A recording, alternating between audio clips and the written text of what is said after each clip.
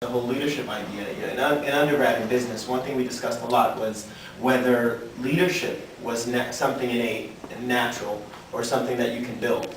And given that the both of you are brothers coming from the same family, both clearly leaders, and I was curious as to whether the both of you believed that was something that was natural or something that you could build over time.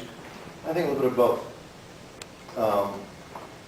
The risk of not having enough time because that's a I think a pretty important question.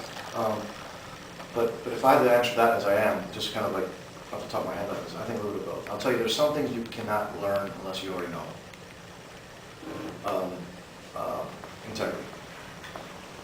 Look, if you know, you're either corrupt or you're not, or you're corruptible or you're not, and that's something I think you've got to learn really early on.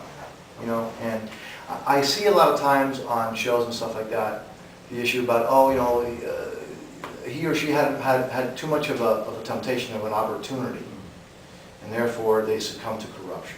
You know, that's a little bit misread. I've met people who are the most humble, you know, who are poor, who are struggling, and there's no price that will buy them.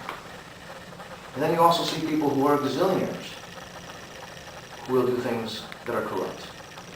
And you're either corruptible or you're not. You know, the fact that you're poor doesn't make you corruptible.